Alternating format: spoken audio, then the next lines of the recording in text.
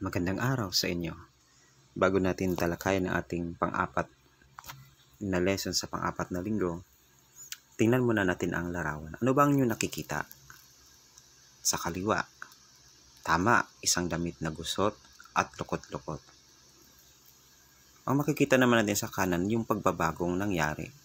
Paano kaya napaganda ang ganyang uri ng damit? Tama, ginagamitan natin ito ng plancha. Alam niyo ba kung anong uri ng planchang ito? Ang tawag natin sa planchang ito ay diuling na plancha. Kailangan pa ba ito ng kuryente? Hindi, dahil nilalagyan lamang natin ito ng uling o mga baga. Isa pang halimbawa, yung makikita natin sa kaliwa na mga makalumang plancha. Malaking tulong ang plancha na ito dahil hindi na nangangailangan ng kuryente. At napakadaling gamitin, lilinisan lamang natin ang ilalim nito.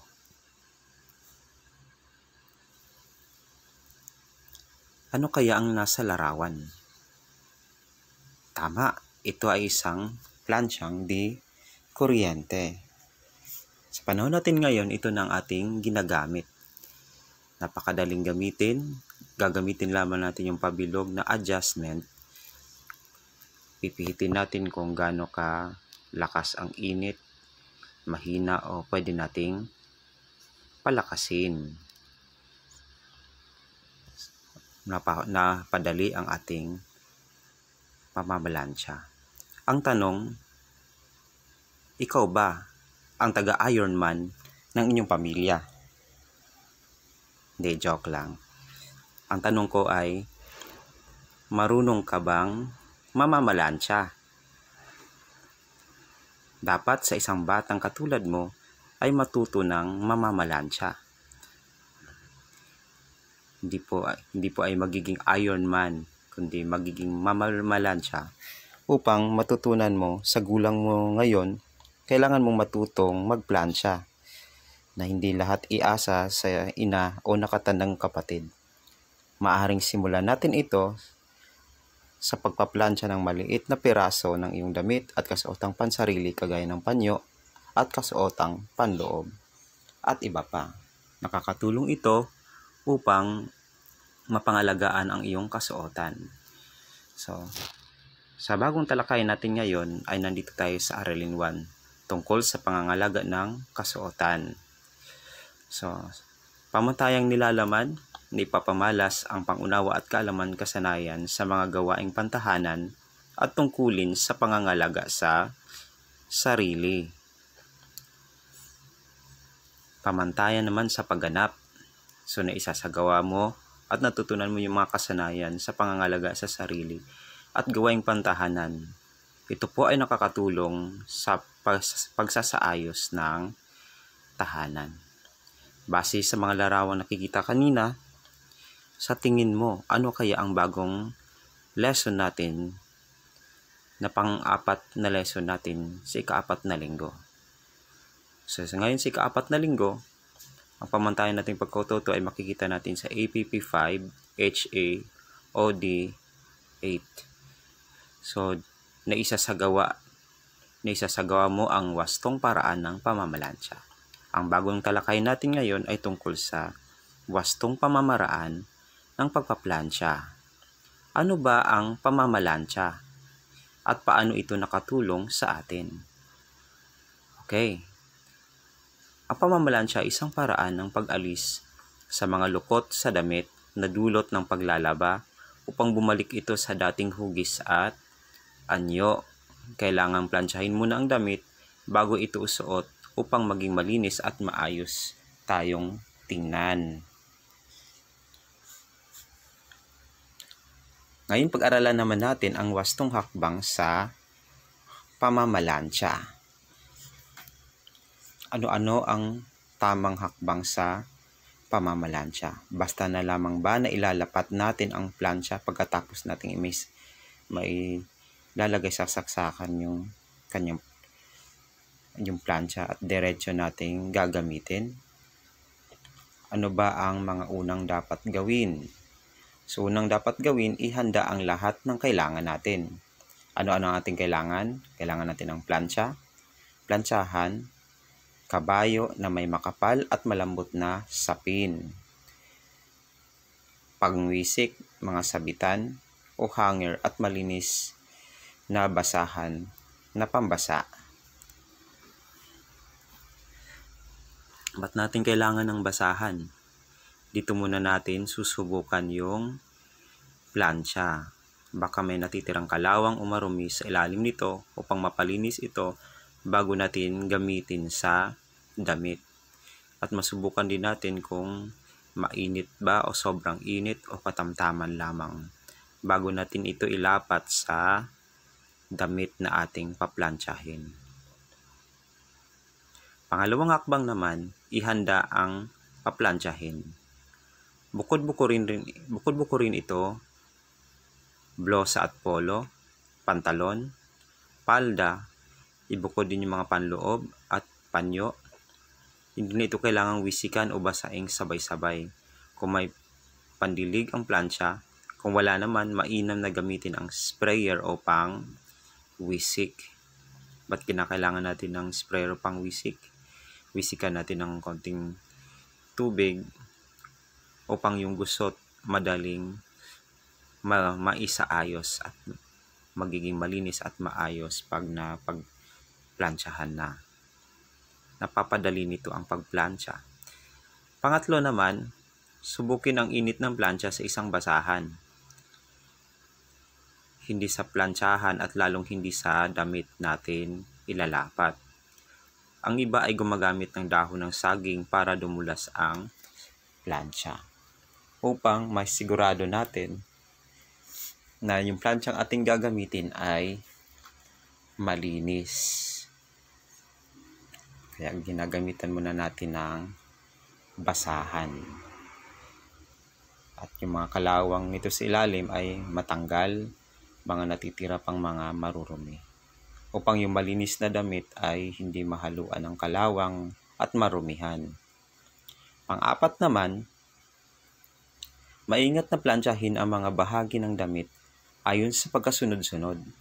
Maaring maiba ito ayon sa yari ng damit at sa pangangailangan. Paano tayo maging maingat sa pagplantsa? Kailangan wag nating sabay-sabay na gawin na manood ng TV habang namamalansya o nagluluto habang namamalansya. Baka natin mapabayaan at baka masunog yung ating naplantsang damit. So, meron tayong iba-ibang uri ng damit na paplantsahin. Una, yung blosa o pulo. Paano ito plantsahin?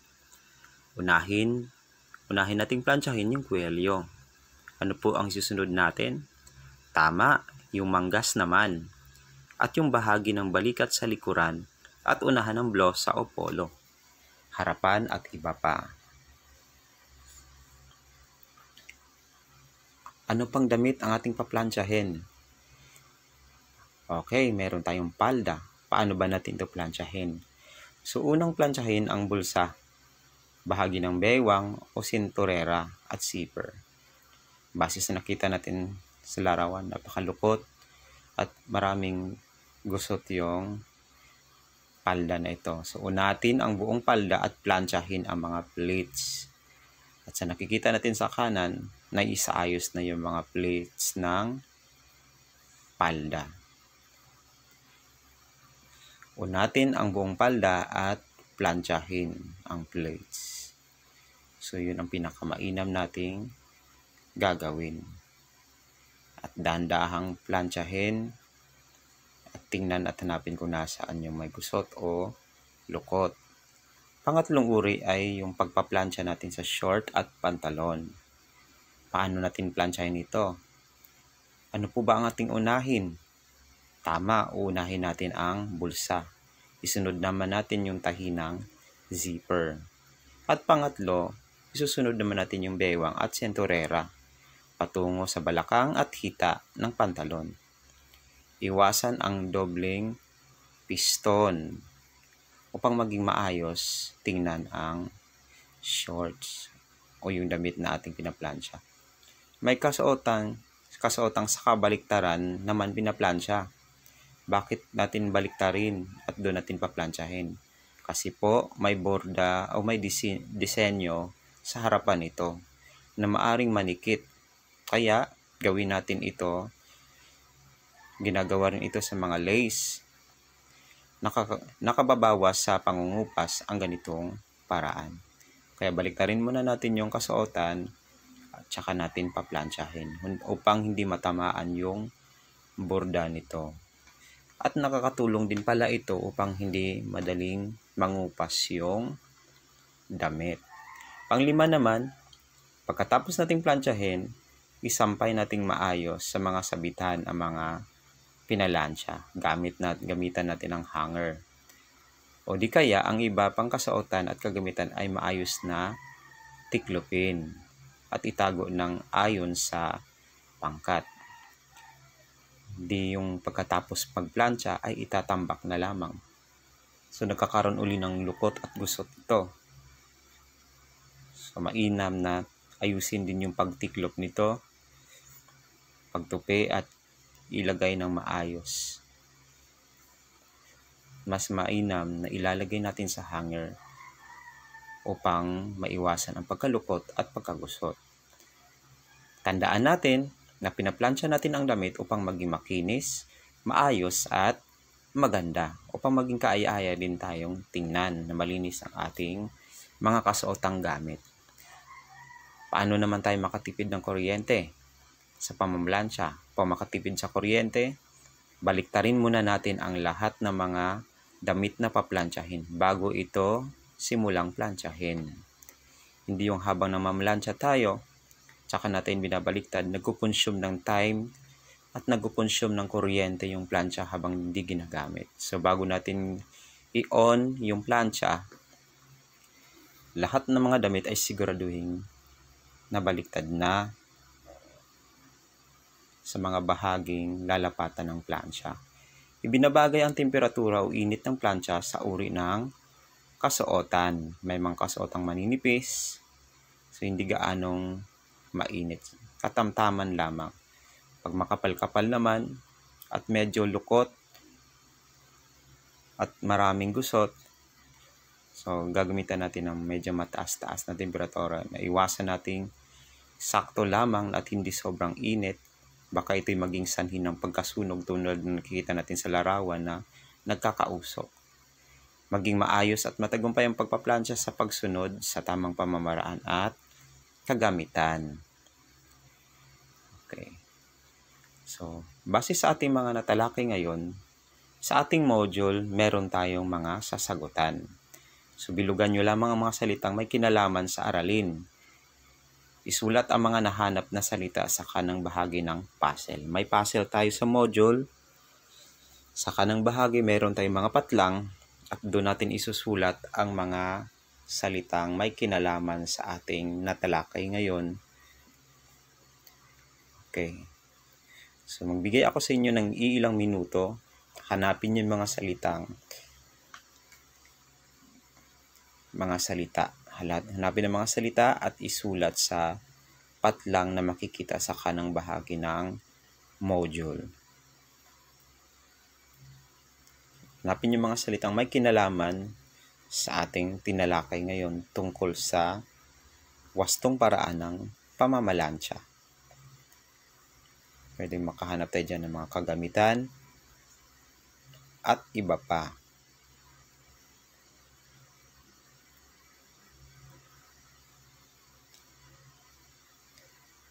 Sa paghahanap, pwedeng patayo, pwede itong pahalang na salita, pwede rin namang pa-reverse na salita at nabubuo yung salita nito.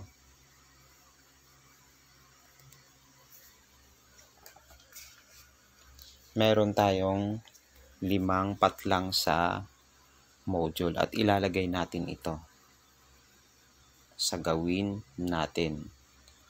Ngayon naman sa letter B na gawain, isulat ang mga sumusunod na gamit sa pamamalansya ayon sa larawang ipapakita sa inyo. Ano ang tawag natin sa larawang yan? Isulat lamang sa patlang. Sa baba ng module, meron tayong bilang at may patlang. Isulat ang pangalan ng nakikitang gamit. Pangalawang gamit, ano kaya ang tawag natin sa kagamitan na yan? Isulat sa number 2 ang gamit na yan. Number 3, ano naman ang tawag natin sa kagamitan na ito? Ginagamit natin ito pang wisik upang yung may gusot at may lukot ay mapadaling maipantay. Nakakatulong yung tubig upang yung lukot ay maipantay ng maayos. Sa number 4, ano naman ang tawag natin sa larawang ito? Na pagkatapos natin pinaplansya, dito natin nilalagay yung mga damit. Sa ating module, makikita naman natin itong susunod na gawin. Isulat lamang natin yung tama kung wasto ang kaisipan at mali naman kung hindi wasto ang kaisipang inilalahad.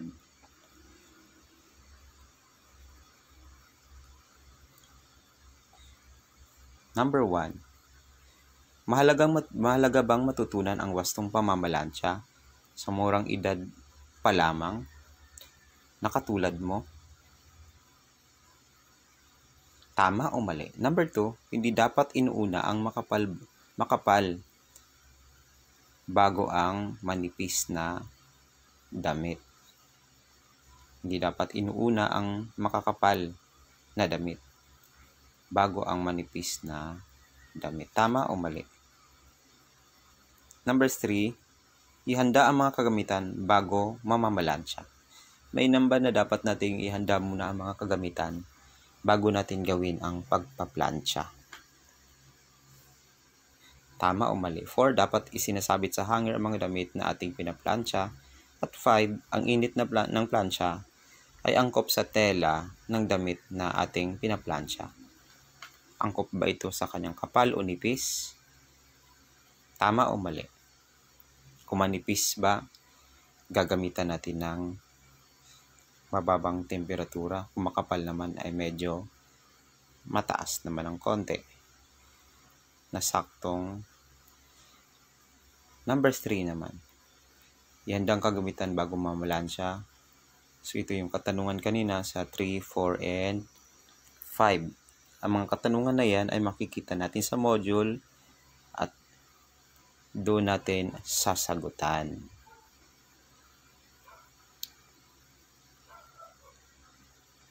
Ihanda ang mga kagamitan bago mamamalansya. Dapat isinasabit sa hanger ang mga damit na ating pinaplansya. Ang init ng plansya ay angkop sa tela ng damit na ating pinaplansya. Tama o mali ang pagsasagot? Tama o mali lamang?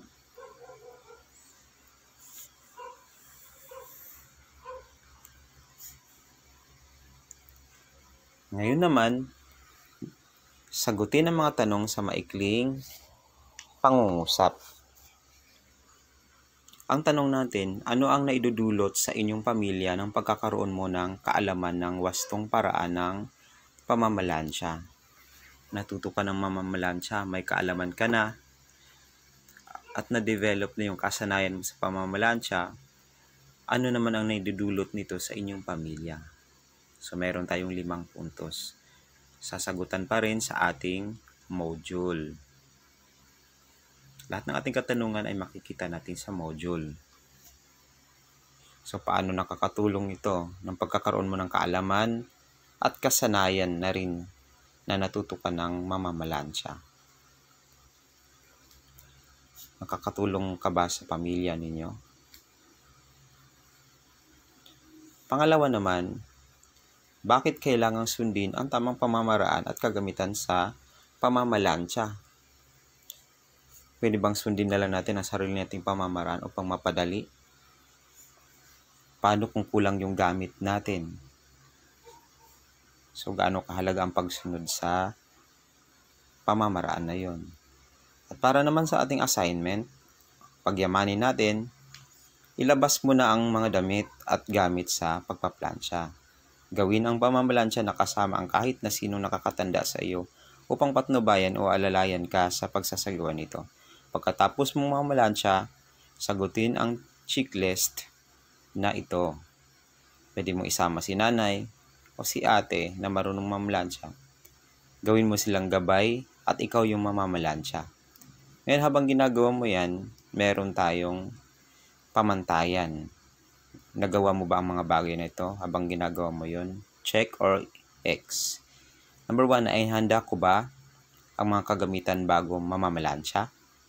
Number 2, gumagamit ba ako ng dahon ng saging na pagpapatungan ng plancha? 3, ang init ba ng plancha ay angkop sa tela ng damit na aking pinaplansya? X or check. 4, inuna ko ba ang makapal bago ang manipis na damit? 5, ibinalik ko ba sa karayagan ang damit upang plansyahin ang kwelyo, manggas, likod at harapan ng damit? Kung nagawa mo ang mga pamantayan na ito, check lamang. Kapag hindi naman, lagyan natin ng X. Paalala, kinakailangan may kasama ka na bilang gabay mo na siya magtuturo kung paano plansyahin. Si nanay, si ate, o sino man nakasama sa pamilyang marunong mamlansya. At pang-anim naman, naalis mo ba ang lukot ng iyong pinaplansya? Check or X. Isinasabit mo ba sa hanger ang mga damit pagkatapos mo itong pinaplansya? At number 8, nasiyahan ka ba sa iyong pagsasagawa sa pamamalansya ng mga kasuotan? Habang natutunan mo ito, nasiyahan ka ba sa iyong ginawa na natutunan mo ang mga kasanayang ito? So, check or X. So, yun ang ating gagawin sa takdang aralin. Kasama si nanay o si ate na ginagawa yung pamamalansya. At ngayon, dahil matuto ka na sa aralin ito, maraming salamat sa iyong pakikinig at yung mga kasanayan na ito ay pwede mo nang magamit. Kung may mga katanungan, pwede kayong maglagay ng katanungan sa comments section. Yun lang at maraming salamat.